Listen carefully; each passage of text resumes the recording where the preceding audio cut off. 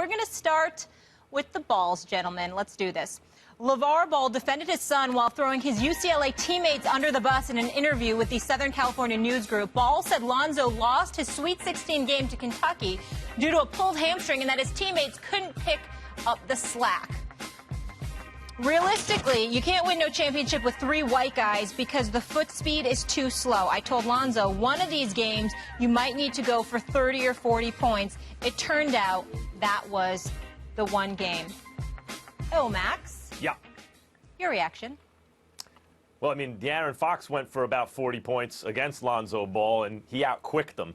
I think that, look, there's a bunch of stuff here. LaVar Ball is an entertaining guy. He talks the way people talk when there aren't cameras around.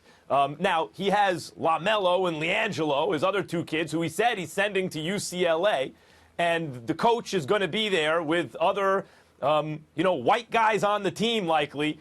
And so he's putting them in a position where they're going to have to deal with that, much like the criticism that he's putting Lonzo in a position where he's going to have to deal with stuff that the father, that LaVar himself has said, and he's bringing that, on Lonzo. But for those out there who would say, could you imagine if it was a white guy who said that, made some comment about stereotypes as it relates to black players, the uproar? What's the difference? There's a huge difference.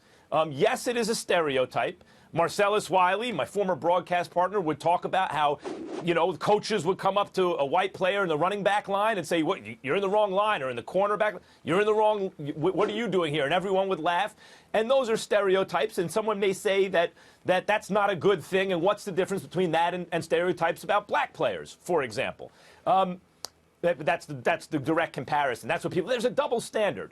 Well, yes. Because stereotypes are never good. They're expedient ways to understand things, superficial ways to look at the world, and easy answers when people don't want to do real thinking and evaluation of individuals. Yes, but they become especially pernicious. They have this especially kind of constant negative effect when they deny access, when those stereotypes lead to assumptions that hurt the meritocracy. Sports we look at as the closest thing to a purely meritocratic system that we have, and that's largely true.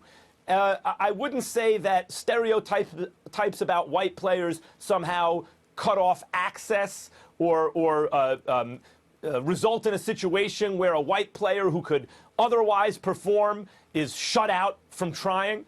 But stereotypes of black players, for example, quarterbacks in the NFL don't have the leadership abilities, things like that, which shut black players out of that position for years and years, that did have that pernicious ongoing effect that did negatively influence the meritocracy and did deny opportunity. So for those who say, well, I should be more upset, or people should be more upset at LaVar Ball, imagine if this was some white dad of a white player making the same argument. And by the way, Lonzo Ball's mother, LaVar Ball's wife, is white. So, but about a black player, we'd be all up in arms. That's a double standard. Well, yes, but there's good reason for that. And no, I'm not as bent out of shape as if a white father of a player would have made some kind of stereotyped a black player. Yeah, definitely agree with you in the fact that the sting of the stereotype or the effect of the stereotype is attached to history. Whether it be a history of exclusion, a history of discrimination, a history of not allowing someone to be a part or to elevate to a certain height because of that stereotype. I think those are the reason that the scars of those perceptions kind of linger more one way to the other, whereas if a white dad was to say something like that about a young black man, it would be taken differently, and I think it should be taken differently, and there is a double standard there. So when you say white players, when LaVar Ball involves white players, you now make this a cultural discussion. You make this a racial discussion, because the stereotype he used, yeah, it's something you say at the barbershop. It's something you say sitting around with your homies. Obviously, nobody ever told Coach K and Duke that that you can't win championships with white players, because clearly they do it year in and year out, whether it's ACC championships or get to the Final Four or win 5 national championships. Here's my bigger problem. A couple of weeks ago, I was at a football camp with Deion Sanders, and we're sitting around, and it's 5 former African-American black players, and he goes, you know why everybody has a problem with LaVar Ball? He says, because we're not used to seeing black fathers love their children and stick up for their children like that. And I thought to myself, no, that's not why. Here's my reason why. Historically, there's only been so many spots for black people. And I don't mean recently. I mean as African Americans, as history goes, whether it was slavery and being able to be considered in the house or being able to be the one that was able to read. And then you move forward, and now you have positions at work where only so many black people, African Americans, feel like they can elevate. So it becomes a crab in the barrel type of situation that, you know what, I can't elevate you or elevate you because I have to get it for myself. And so now you look at LaVar Ball. My issue with him has always been, in order to build his kids up to be this loving father he seems to be, he has to tear other people down. And so you look at this, he is married to a white woman. And he says, those kids are half white. His kids are half white. So he says that you can't win with white players because of their foot speed. Here's my issue. As a man who's the father of I'm married to a black woman, and my younger 2 children are black, but my oldest daughter is half white. And so if she's discriminated against in any way, I have a problem. Whether they discriminate against her athletically because she is half white, or if she's discriminated against because she's black and we lived in the South and people treat her a certain way because of that, I have that issue. So LaVar Ball, if we are going to love him under the premise that, you know what, he does these things because he loves his children, you don't now take shots at other people's children to build yours up. I have no problem with him saying things that are great about the Ball family, that are great about his children. I love looking at his family. I love seeing the way he cares for them. But you can't now go at other people's kids. You can't now say things about others that are derogatory because of their race or because they didn't help your son win anything. And the other part about that, he faced Fox and Monk 2 times. He faced Malik Monk in high school, the AAU tournament. Head-to-head, Malik Monk scored 50 points. Against De'Aaron Fox, in the Sweet 16, he gave up 39 points. Maybe not all on him, but he scored 39 points. A lot of them were, and he only gave him 10 back. Maybe you should worry about what your son is doing on defense and not what the race of other players is not allowing them to be. And on But that Ryan, note, I Max, think you brought this up a little bit earlier, is also how is this benefiting the little brothers, LiAngelo and LaMelo, now when they're going to play with these white guys and this coach at UCLA next year? How is that going to benefit them when you're calling out their future teammates? The criticism of LaVar Ball has been by many that he's making it more difficult for his son, Lonzo Ball. And, you know, LaVar's basic attitude, and he said it on this show, is he's raised his kids. They can take care of themselves. He says what he's going to say. He's not going to change that now. He always has. He just has cameras following him around now.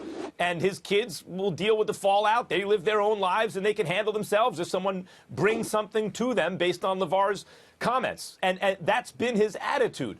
But Ryan, I want to touch on something that you mentioned. I'm not dismissing out of hand the idea that it could be like crabs in a bucket, and that's basically LaVar's point of view. But I don't see it that way. I'm not saying it doesn't exist. I just see a guy who brags on his kids, who needs excuses when things don't go well for his kids because you know has that kind of outsized personality and can never be wrong. And he comes across as a lovable character usually, although not when he's going at a high school coach, for example. And time will tell whether he kind of learns from his experience of now having a platform and the responsibility that goes along with that.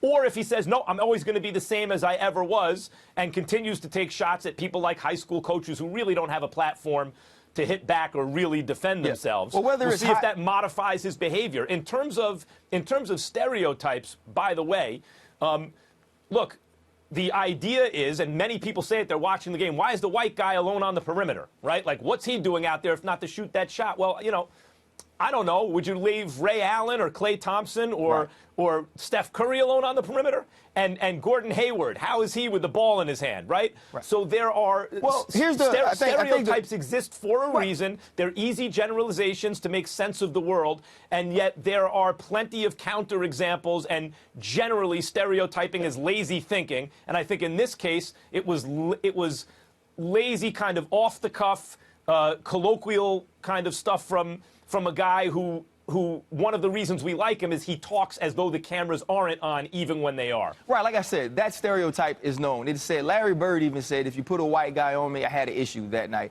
I felt disrespected. I understand that. But whether it's going at a high school coach, speaking about LeBron and his children, always comparing Lonzo Ball to someone else instead of just talking about what he is capable of doing. At some point, you have to stop taking shots at other people in order to make your son or your family seem better. And my last issue is this. We talk about things being harder for Lonzo Ball. No matter what team he goes to, whether he gets to go to the Lakers or whether he's playing for Detroit or Cleveland or whoever it is, if LaVar Ball comes out and says things about these grown men, it's going to, one, lessen the respect Lonzo Ball can gain in the locker room. I had this issue with RG3, and he actually sent me a text about it when I first signed with the Washington Redskins, because on TV I said something about it's hard to be a man running a team if your father is speaking for you. So that's one thing. So now your respect level is lessened because you aren't even a man that controls your own destiny. Point. And the second part about it is this. If your father is saying things about me, you're going to have to answer that question. As a 35-year-old adult man playing in the league, if LaVar Ball is talking about me, Lonzo Ball going to have to answer that question. Now, his answer could be, well, you got to see my dad about that, and as a grown man, I'm going to see your dad about that. And if that's not fixed, then you got to see me about that. There's no coaches there to keep it. There's no scholarships to be taken away. Just real quick about LaVar Ball. This is a guy, you know, lest people take what he says too seriously, he thinks he could have beaten Michael Jordan one-on-one, both in their primes, right? Like, so this Which is not as serious as him saying these things about these white players, though. I understand, but the point is, this is a guy who needs to shape the world in his own imagination in such a way that it coincides with what he already believes. So the big thing here is his son lost. So now he's looking for reasons why his son lost. And if he has to marshal the forces of a stereotype in order to explain it away, that's what he'll do. He has to be creative in terms of his thinking in order to justify the way he or to ensure that the way he sees the world somehow is consistent with what actually happened. Yeah, it's just how he sees the world might be a little different than how the rest of us do. Let's keep it going, though.